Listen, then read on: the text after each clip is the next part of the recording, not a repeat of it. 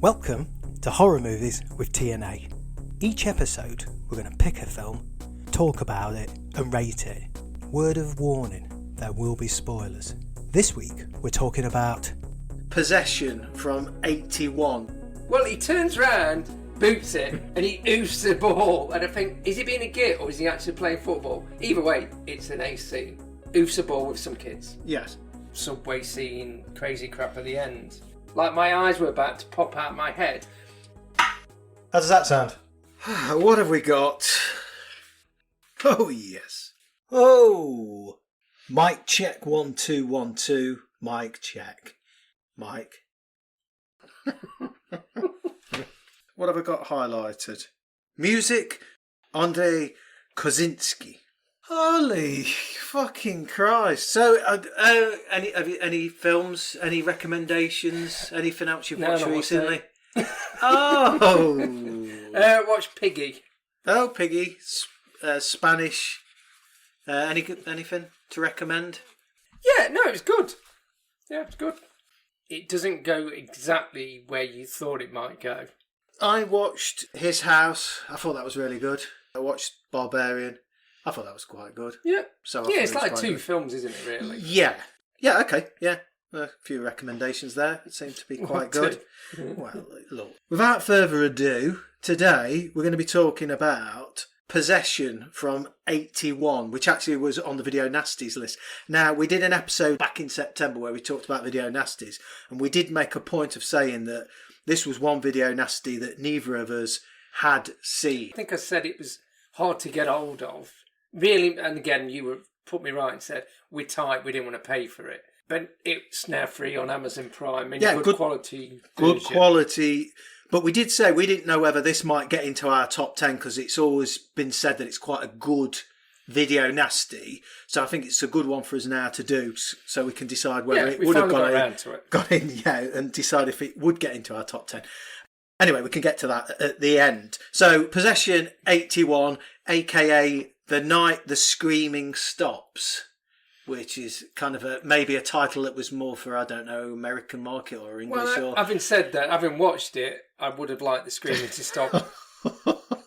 Yeah, it's extreme in places, isn't it? We'll get to that. So, directed by Andrei Zalowski. I had a look. I mean, this was, I believe, I'm right in saying this was his only English language film. Obviously stars Isabelle Adjani, plays the role of Anna and Helen. She was in The Tenant and Herzog's Nosferatu.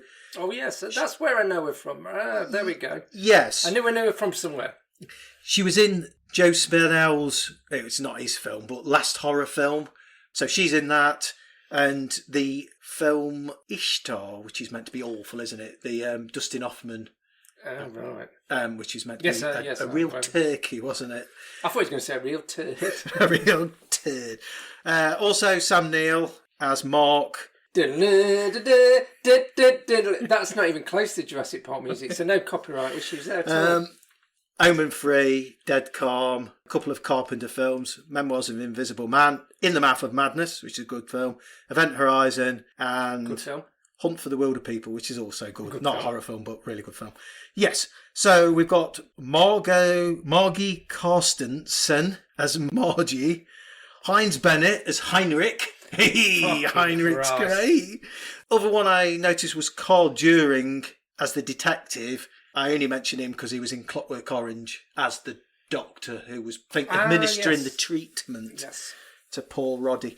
That's it for the actors. I think the only other person it's worth... Oh, music by... Who did I say? The music was by Andrei Kozinski, which was okay. And yeah, I mean, it starts off... quite jarring. I quite liked it when it kicked in, but it was fairly unmemorable. It sort of kicks in, but the editing is done in such a way that it doesn't... always fit. When it doesn't fit or it doesn't taper out, it just stops. Yeah. It's like it has been cut. But I'm guessing the version we saw hasn't, because there was a version, wasn't there, in America that was 90 minutes or something? Well, it was 81 minutes long, so it had 40 minutes. How would that have made any fucking sense? Maybe they cut it in a way that it made more sense. Yeah, 40 minutes jumping to the conclusion. Yeah, they could have knocked some minutes. Maybe it made no difference. It does need mentioning that Carlo Rambaldi did the special effects. Listen to this. He worked on Bay of Blood, Warhol's Frankenstein, Deep Red, Alien, Close Encounter of the Third Kind, E.T. Yep, I definitely know. I mean, when I read it, the list went on, so that's a pretty good CV. He's very well known for the E.T. Alien. Yes, yeah. He may have melted it down and reused it for the Alien in this film. Well, filmed in West Berlin. There's lots of shots of the wall, quite bleak looking. I kind of liked it, the way it looked. Camera work really good. Anyway, there was a lot of handheld camera following. Lots of tracking shots that were quite nice, weren't they?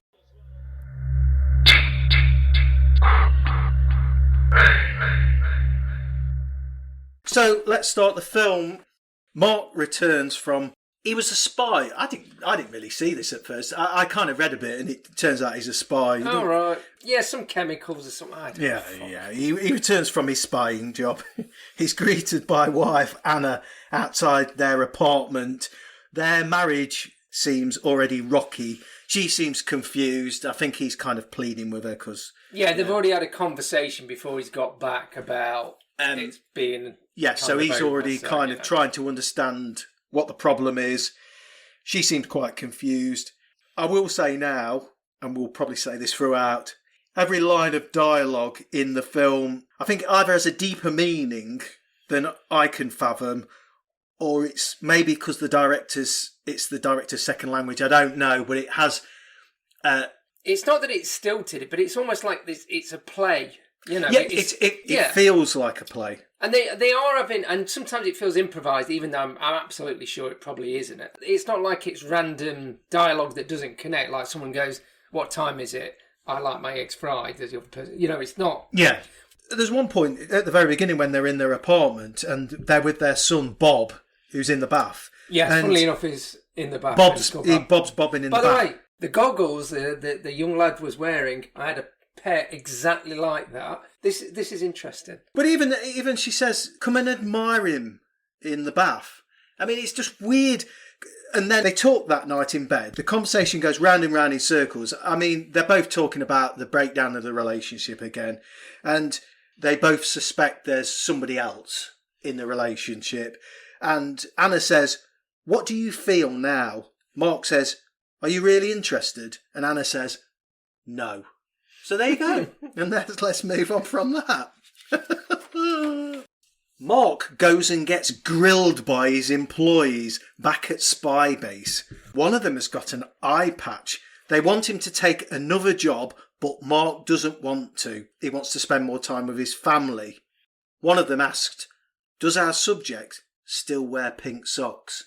I thought there might be some kind of... I mean, it does come back later on, but I thought there might be some meaning to that. Again, not really sure there is. No. But anyway, I like it. He gets back home. Anna's gone. He stares out the window at the wall. Actually, he seems to be being spied, or it suggests he's being spied by the soldiers on the wall, or the sentries, or whatever they are. Yeah.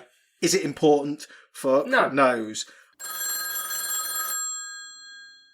Anna, she's on the phone. She obviously needs time to think. Mark, in desperation, finds a postcard. I've done a drawing of the postcard, look. Oh, yeah, because he does turn it round so we can read it. Yes, conveniently, and it's from the Taj Mahal. And the message from Heinrich, this is the first message we get that this may be the other guy that Anna's seeing. "I've seen half of God's face here. The other half is you." And that's the message by Heinrich. Yeah. Immediately you think, what a cunt. Mark rings Anna's friend Margie and asks her, and she confirms Anna's got somebody else. And she also says it's over, and he asks, "Is the sex better with him?" And she says yes. Smashing. Thank you. Thanks, Margie. So they agree to meet up anyway at a cafe. I like quite fuck me. What's this a bit about? Why are they at a 90-degree angle to each other? Well, that has a meaning because the relationship has become fractured. But you're right. They don't face each other in the cafe. It all seems very amicable at first. But it's like a weird play because they don't speak to each other. They do. Again, it feels like a play for today kind of weird thing. I don't know. "I'm not going to see, boss." I've already fucked him up enough without playing Sunday Daddy. Raised voices. Very raised voices. The other people in the cafe are just, ignoring it. That's fine. Then they trash the fucking place. Chairs everywhere. Well, to be honest, Sam Neill, fucking hell. Well done, mate. The bit that made me laugh in the cafe was the bit where he was trashing the place. Anna backs away, and then all of the cafe staff pouring out of the kitchen and all kind of pile on him, which I was laughing about. I loved it. Mark spirals out of control at this point. He goes on a bender. In fact, he answers the phone at one point and doesn't seem to be able to form any kind of words. He's just croaking. Yeah. He rings Anna and can't talk. He's that bollocksed. More like he's coming off drugs. He's kind of writhing. There's a lot of writhing in this film. He's all over the place. Everywhere's a shithole. And eventually when he comes out of this kind of, week-long bender. Well, I think it was 3 weeks. Well, yes. For some reason at that point, he's got some kind of maid in the room. And he asks her, how long have I been like this? And she says, 3 weeks. So, yeah. Fuck me. He has a shit and a shave, goes home, only to find that Bob, their son, is home alone. So Anna's nowhere. Alone. And, it talks about Heinrich gifting Bob a toy yacht. But at this point as well, and this is, again, lost on me, I suppose, there's a point where he's undressing Bob because Bob's got jam everywhere and he's a bit dirty because he's been neglected for a little while because Anna's gone missing. And he takes Bob's top off and he stares at Bob and then he lifts Bob's arms. And the only reason I mention that is Mark does it to Anna later on and Anna does it to Mark. The very same action. Mark's in a rocking chair. Rocking. Anna returns. You must leave him, Mark says. You must restore order. He's in the foreground, by the way. This shot is amusing. It doesn't need to be, but for some reason he's done it in a way. So Mark's moving towards the camera in the almost foreground. In and out of focus, isn't he? And she's in the background in a doorway or something, having this conversation. But, it's almost like trying to reinforce that he's gone round the bend. Well, actually, it's at this point that Mark takes Anna's top off, stares and lifts her arm up. He puts Anna to bed, but when he wakes up, Anna's, I believe, returned to Heinrich. I think at that point, unless she's returned to the creature we see later. Yeah. You know my name, Octopussy. Yes. Don't be fussy. And then he rings Heinrich to talk to her, but she's not there, so she may have gone elsewhere. And he ends up talking to Heinrich's mum. Mark drops Bob off at school. Yeah, this is more important and nonsensical. Nonsensical, yeah. And the teacher, Helen, that's waiting at the entrance to the school when Mark drops Bob off, is Isabel Adjani, played by the same person. Mark remarks... But with a brown wig on. Yeah, he tries to pull her hair. Again, it's an odd kind of exchange, but again, well, he seems to be really upset, like you would be going, hang on, what are you playing at? I don't think he says that, but he goes... who are you fooling or whatever. But then he almost backs down immediately and goes, oh, all right, fair enough. Yeah, and then, he doesn't then question it any further that she looks identical to his wife except for different coloured hair.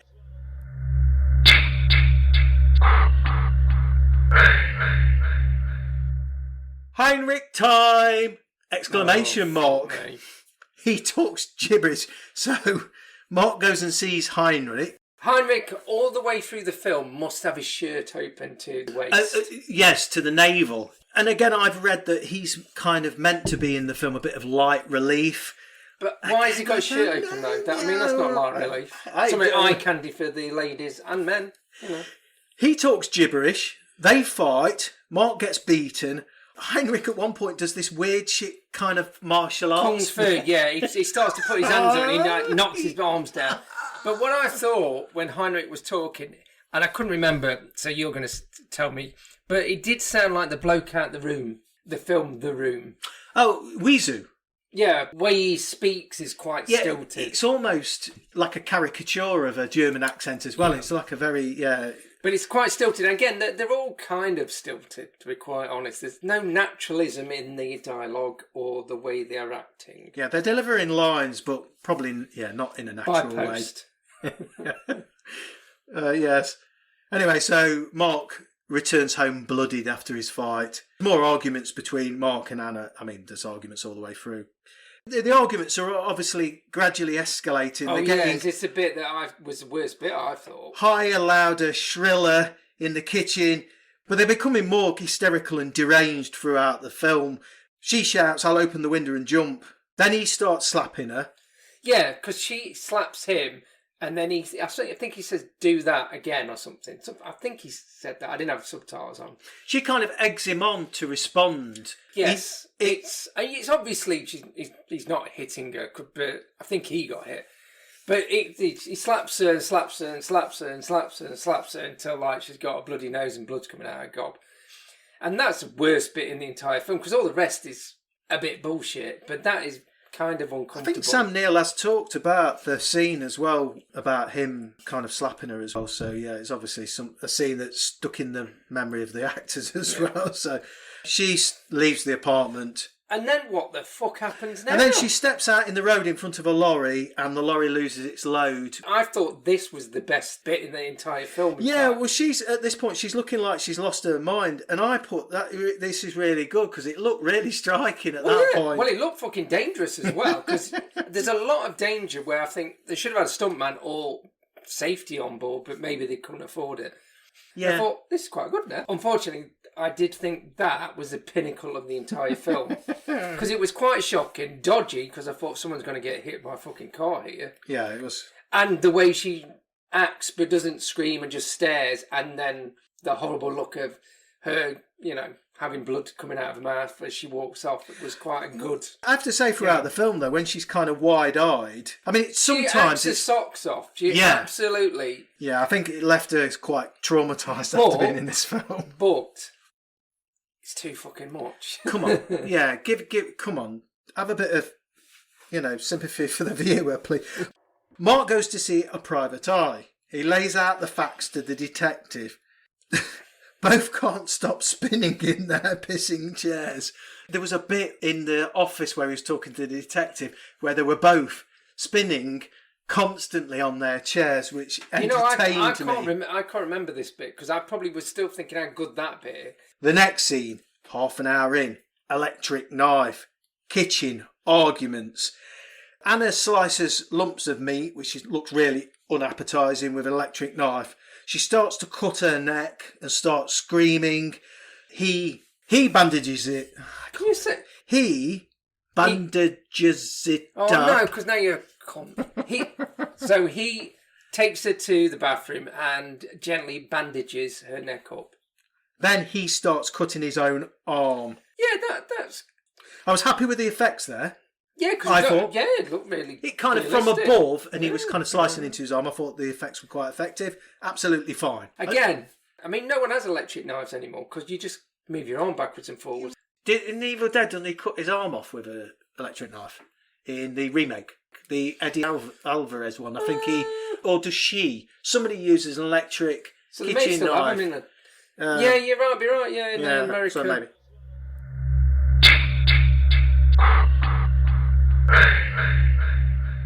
Anna leaves, but she's trailed by a very discreet detective.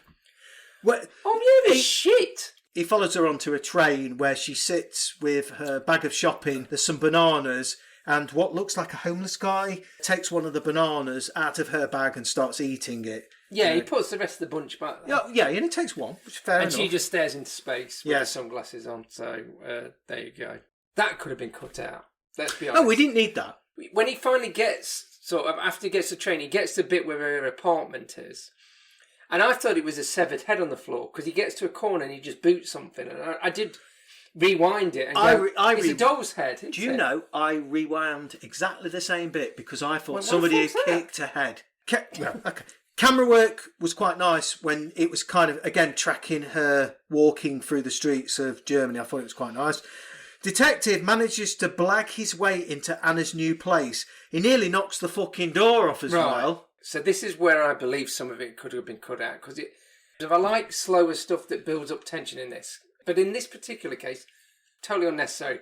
The PI finds an apartment, helps himself to some sausages and things. at the local place. There's a forgettable scene where he's having a bit of food before he then goes to a apartment. But even when he gets to a apartment, he then gets sort of his notebook out and goes, okay, yeah, what have I got to do?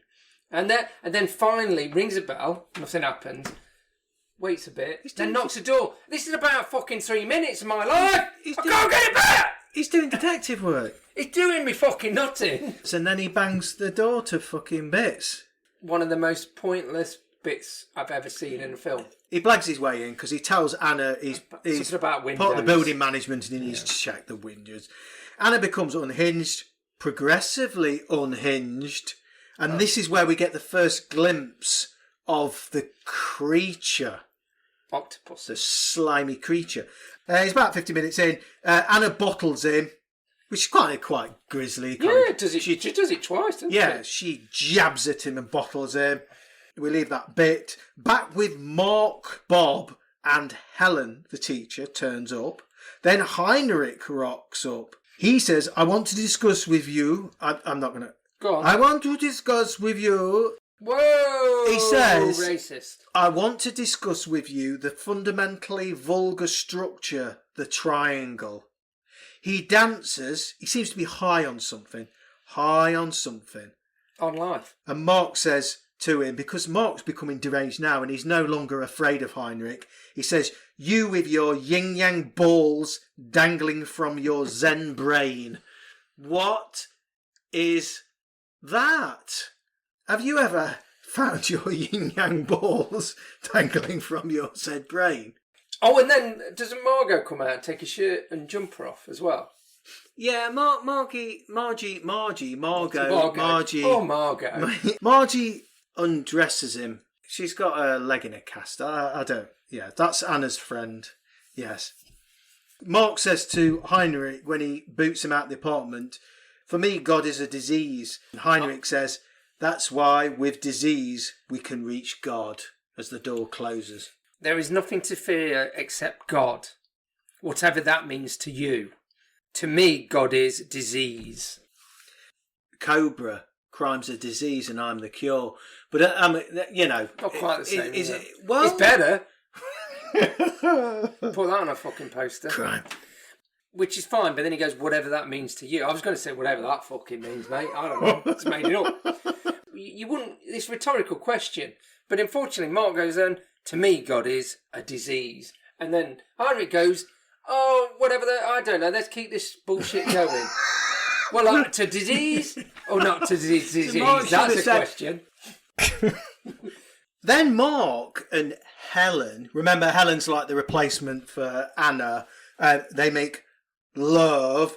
Helen says, you don't have to make love to me. And Mark says, I'm not trying. And then they both laugh. Yeah, but then he doesn't. Tony, Mark learns from P.I. Zimmerman. Mark learns from P.I. Zimmerman that one of his detectives has gone missing. Obviously, we know he's been bottled. Zimmerman and Mark share an intimate handhold. I don't understand any of that anyway. None of it makes any fucking sense. Zimmerman visits Anna. So he then goes to visit Anna, probably to find where his detective friend has gone. We see the creature more clearly now on the bed, tentacled. That's the grimmest bit. The creature, obviously, it is now looking a bit human-y body. It's got tentacles, but it's sort of got a head. And now, stuff. This is another scene where Anna goes absolutely apeshit and starts beating him round the head with a jug of milk and a tea towel. Yeah, it does look quite painful. Even if it's a plastic bottle, it looks like the bloke's going, fuck me, Isabel, you want to calm your shit down because you're bashing me on the fucking head. Yeah, he didn't seem happy. Then Zimmerman shoots at Anna with a gun. He seems to miss her, and she grabs the gun and shoots him 3 times. A lady. He seems to be getting properly clonked anyway. How long do you think it takes Zimmerman to slide down the wall after he's been shot? Because I timed it because I thought it was an excessively long time. I thought somebody in the film was making a point. 23 seconds. Doesn't seem long. That's nearly half a minute, Tony. of him sliding really slowly down the wall. I'm fine with that. Compare it to someone eating a sausage and then put it on a fucking step. Oh, you really don't like the detective. Watching the detectives!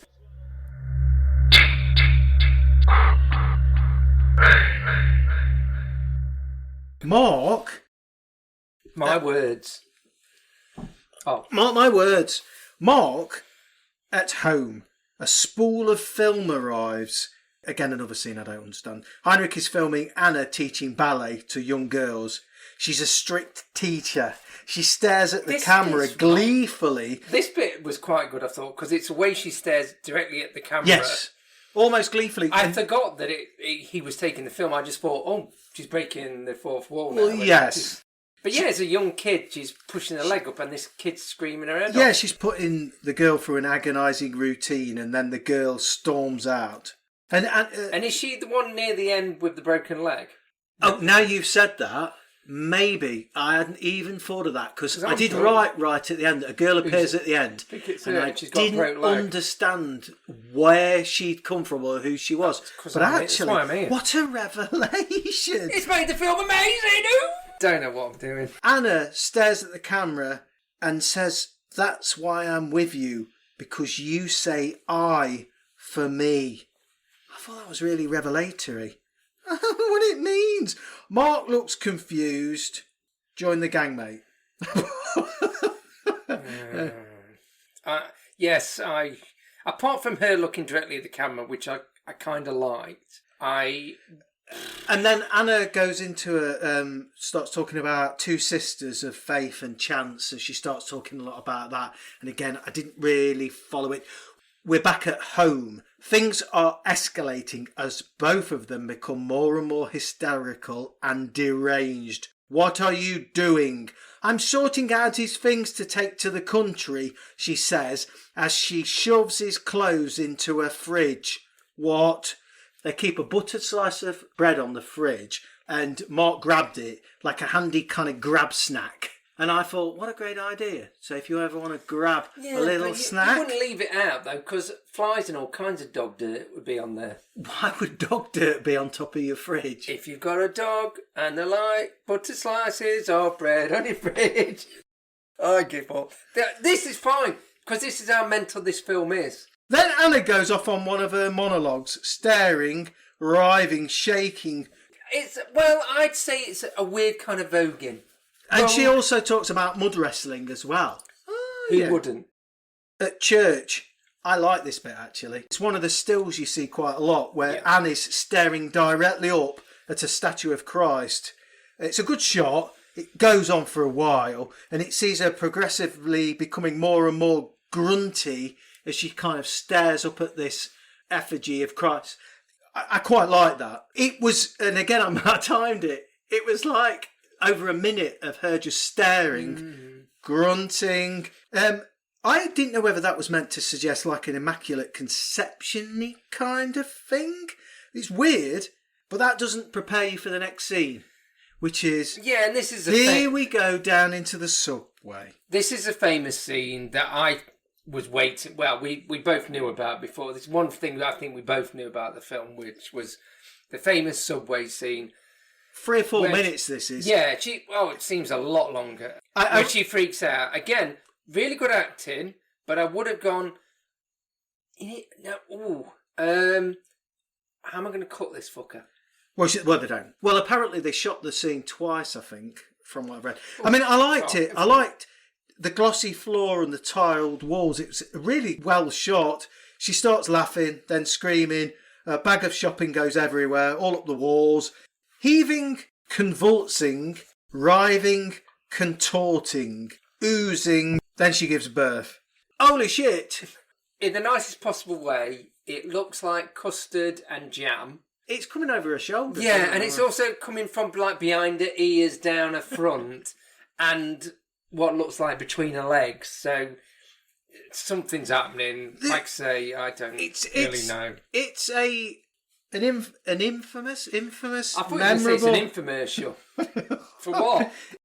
I mean, it's a memorable scene for a reason. So, yeah. I wonder, on the 80-minute version, did they keep all of that in? I bet it left the detective sausage in. If it left the detective sausage on that fucking step, him wiping his hands, ringing the bell and knocking that fucking...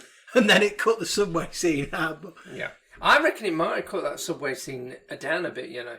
If I was guessing. How disappointing, because I think... No, it needs to be that long to be that mental. Yeah. You know, I don't know. There's a lot Avid said this. I don't know. There's loads to cut out. That's the tagline for the film, really. I don't know. I'm probably giving away... I'm not giving away what I feel about the film by saying it should be cut shorter. I think they should have done it longer. I think that scene should have been over 25 minutes long. Should have been 2 hours just for that scene of her screaming. Yeah, that's the subway scene. Anyway, memorable, isn't it? If anybody wants to know, it's about an hour and 15 in. It's a woman acting... brains out. Yeah, but at the same time, a director not knowing when to go, this is getting a bit funny now.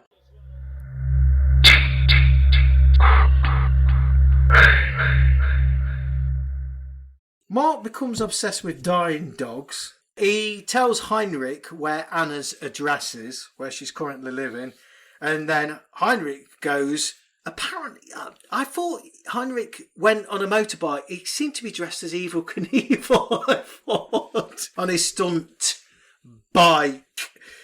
He was in an all-in-white ensemble, again, with the shirt down to his navel. So I thought it looked a bit of gravel, it's your chest or your belly, you know. Your belly. He goes up to Anna's apartment and he starts to use all of his moves. But she's only got eyes for the sexy squid. When he sees it, he says, "This is a joke. What is it?" I got it. This is a joke. Heinrich acts his little socks off and he goes blind. Yeah. What the... Well, until he gets to the fridge, then he can see it. He goes blind and then he goes, oh, no. Well, he opens the fridge and he sees all the body parts in there. Yeah, and she goes, oh, let's think a bit, don't they? Really, when you've got stuff in the fridge, you should write your name on it because somebody might go in there and like nick your butter or take one of your feet. But anyway, there's hands and feet and heads in the fridge. Then she stabs him a few times and he runs away. Yeah. Mark agrees to meet Heinrich in a bar, but first of all he stops off at Anna's place and he has a look in the fridge and sees all the body parts, and I think then he decides he's going to blow the fucking place up. Yeah, to cover her tracks, I guess. Yeah, to remove all the evidence. The one bit that makes sense out of the entire fucking film, I guess. But from here on in, Mark kind of goes off the rails, and from here on in, really, it's an adrenaline-fueled, crazy 30 minutes, really. Yeah, and it's just led by Mark now, really. He meets Heinrich in the bar and blocks the drain. He steals a shoe and blocks the drain. Then he very theatrically makes himself sick with a feather. He calls Heinrich into the stall, smashes him over the head with the cistern lid. Can't fight the cistern. And then, you can't fight the cistern, and then drowns him in the toilet.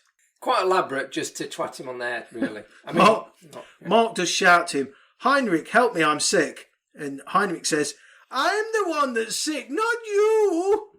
I mean, what is he, Swedish or something? I don't know. My impression of him would suggest he's not of this planet. Yes. Yes. Anyway, kaboom. Mark goes then back to Anna's apartment and blows the fucking place. Right, so this bit. The bit where... he runs out the apartment. Yeah, it must be like maybe 1 or 2 seconds. Sam Neill, the actor, runs off and it fucking blows up and the door smashes out just as he's gone down the stairs. I was thinking, fuck me, Sam Neill, how much to pay you? Yes, it was quite explosive. I quite like the shot where Sam Neill's outside the building. I've drawn it, actually. He's outside the corner of the building when he runs out. Kaboom. And there's like a bag lady or a lady who's cackling outside and the whole place blows out. Yeah, I quite like that scene. But yeah, it really blows up. I can't handle this. Yeah, I can't handle my penis. Mark jumps on Heinrich's motorbike that's parked outside and rides off. When Mark gets back home, Anna's friend Margie has been stabbed dead. Anna and Mark have a conversation again. Anna says, "Do you believe in God? It's in me." Then she stares at his body, and this is the bit again where she lifts his arms. What does it mean? The music kicks in as well. It's quite good again. I quite like that. He then bags up Marge and chucks her in boot, and then drops Bob off with Helen. Here we go. Then Mark turns up at... Now, I didn't realise now. Mark turns up at house, and I didn't understand what this house was. He suddenly... Yeah, I thought this is where I got randomly, confused. I thought, why is he turned up at this kind of big, almost like stately place? It turns out that's Margie, Anna's friend's house. I didn't really get that. But anyway, and this is... Oh, he can hear Anna in ecstasy as she has sex with the tentacled beastie, and she keeps saying, almost, almost, almost. Yeah, she's looking directly at him or at the camera. At the camera, yes. And at first he goes, oh, this is not right. And then he just goes, oh, okay. Whatever. He, again, like the subway scene, this is probably one of the scenes that got the film banned, although it seems very tame. Yeah, you don't see anything. I thought it was very tame. Mark leaves and visits Heinrich's mum, and she commits suicide and takes some pills. There's a conversation between them. This is where I did tune out. Again, unless it's got a deeper meaning, I completely agree. It didn't probably need Heinrich's mum, any of this scene in it at all.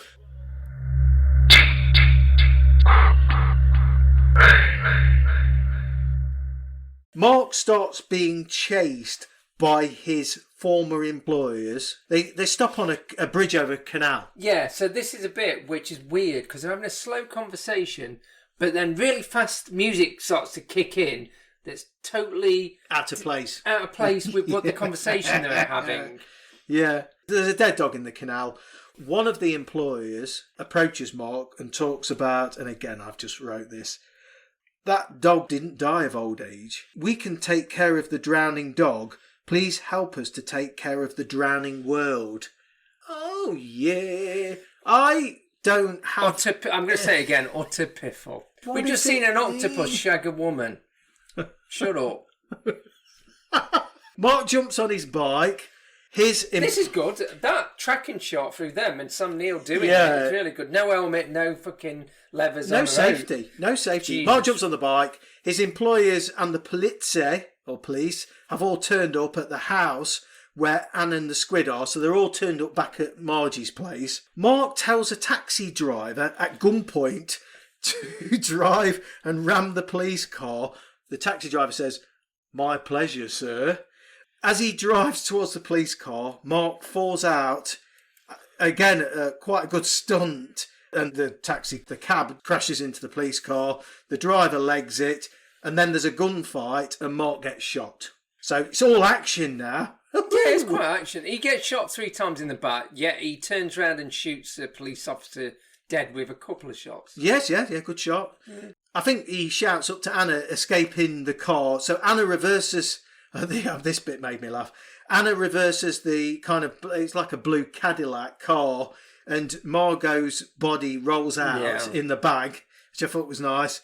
And all of the police cars explode at that point, one by one. Yeah. Boom, boom, boom. Doesn't make any fucking sense. Boom. Mark is back on Heinrich's bike, bloody and bruised. He starts to yell as he's riding along and crying out. Then, fucking hell, what a stunt. Then he crashes on the bike, and the rider of the bike, whether it's Sam Neill or a stuntman, it does rolling. Look like him. It does look like him, you know. It looks like he's scraping along. Yeah, he's scraping along the floor, isn't he? Looks painful. Down by the docks. He goes back to Margie's apartment and half dead collapses on the stairs. I mean, we're right at the very end of the film, by the way. It sounds like loads of action at the end. Yes, because there's loads of action. In the last 10 minutes, it goes mental. Well, he kind of crawls up the staircase. Anna turns up with a clone of Mark. Anna turns up with Mark II. Mark II, I wanted to show it to you. It's finished, as she kind of references Mark II. Mark raises his gun to shoot the new him, and then a hail of bullets from the police who are down below. Anna and Mark get hit with the bullets, and Mark II goes to escape through the roof. And that's when he meets, as you've said, probably the ballet girl from earlier. Well, I could be wrong, but I was just making... I mean, she's a lot older, but who knows what the time... Who knows?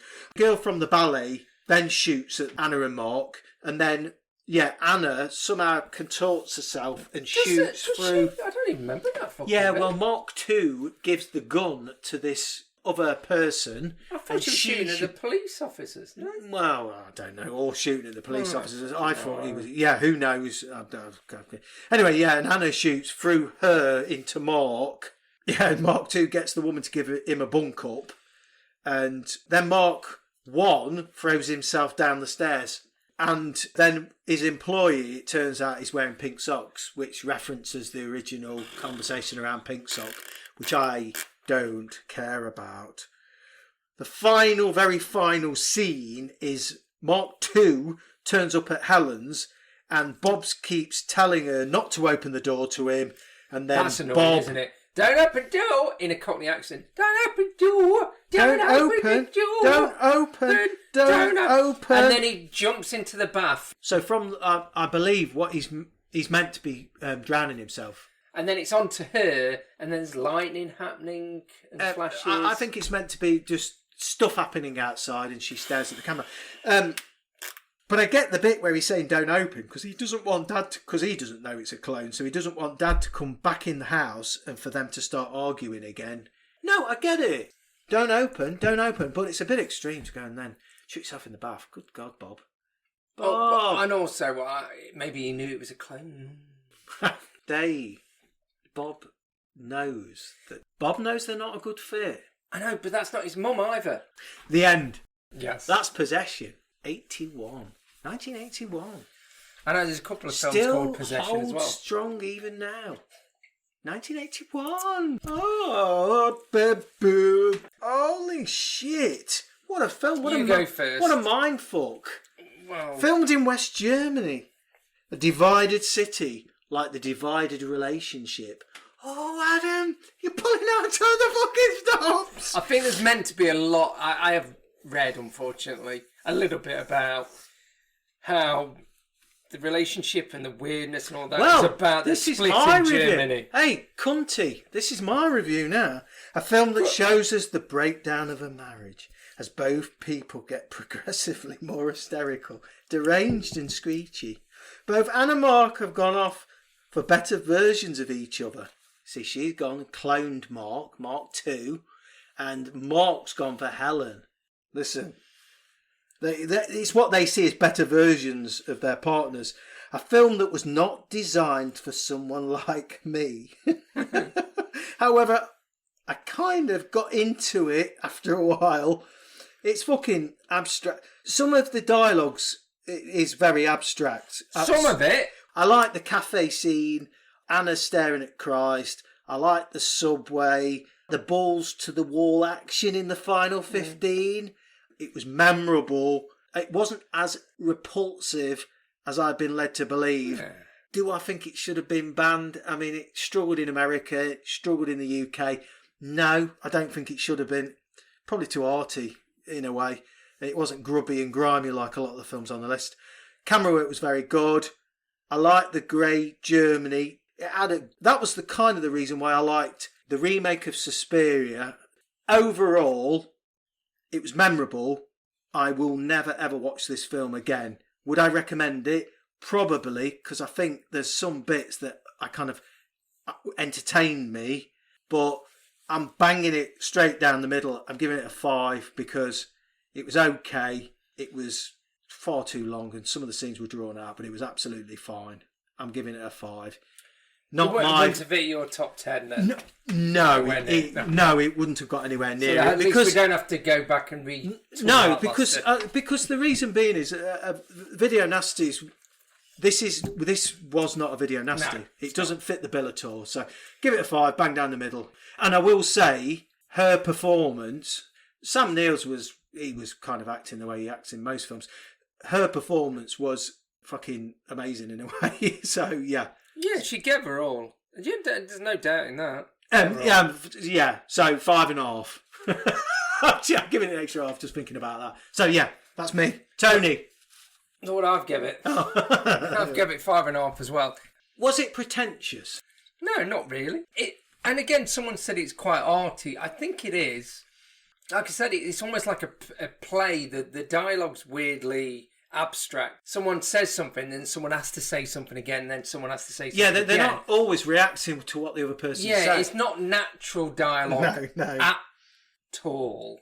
But again, that's fine. I'll watch Wes Anderson's films for not natural dialogue, so, it doesn't matter. As a horror film, it's not scary in any way. There's grim, violent bits in it. It's something different. I haven't seen anything like it for a while. And again, it's possibly more due to the weird overacting. And when I say overacting, that is not necessarily a bad thing. It just means they're fucking going for it. I mean, I will say some of the scenes, it becomes almost an endurance test with some of them. I think if the subway bit was in isolation and there wasn't other bits where it was overacting, like overacts in other ones where she's screaming, and it's hard work. If it had only been the subway and I would have took 10 minutes, that would have been a standout. Jesus Christ, this is unusual. But it was preceded by a few other 5 minutes of her screaming and looking into space, which kind of diluted it a bit. Yeah, in a way. I suppose it's how much you can endure constant arguing. Yeah, it's a lot of screaming. Grind you down after all. Yeah, and I did have to... I normally like to watch a film, big screen, loud. I turn this down a lot because I couldn't... In the end, I didn't really care how much screaming was going on. But again, it's not meant to be a comfortable bloody watch anyway. No, it's meant to be uncomfortable. Yeah, but I was showing Adam. I gave it 5.5 as well because it's hard work a bit. It is too long. It is, and I'm interested to see what the shorter cut would be, but maybe it would take away from. So maybe you need that. Maybe the American version just finished on 80 minutes. Just cut it right in. Where would that cut it? Though? And there was a suggestion. Probably cut it straight after the sex bit. Maybe. Maybe there was a suggestion that there would be a Possessed 2, like Mark 2. Like Terminator 2. Yeah. Where she comes back. Yeah. Anyway, 5.5. But I won't be adding it to my top 10, obviously, because it got 5.5. I'm trying to think, would I tell, if someone was really a horror film aficionado, I would say, yeah, you should watch it. But anyone else that has a vague interest in horror films, I would go, no, don't bother. I would recommend it just because it's an experience. Well, there you go. That is Possession. What was Possessed? Was that Leslie Nielsen? Yeah, it was. The one about the Exorcist. That's where so that is Possession from 1981. A fabulous run-through of a classic film. Wow. Would it have gone in your top 10 of Video Nasties? That's the next question, isn't it? Oh, I already answered that. Oh, did you? Oh, yeah, I said it wouldn't be. Oh, fuck you. And you said it wouldn't be in yours either. No, it wouldn't. Definitely not. No. Okay, well... Thank you very much for listening. Is that fucking it? I did my bit. Yeah, and if there's any other films that you would like us to... Why do we do this bit? Well, one of these days they might fucking say, Somebody. Can you imagine somebody suggesting a film? Okay, if you've got any other ideas for other films that they would like us to watch or and we've discuss. never heard and discuss that we've never seen before, there's something a bit out there that you've always loved, that would be a good one for us to think about and watch. Thank you very much. And see ya. Yeah, thank you. Bye.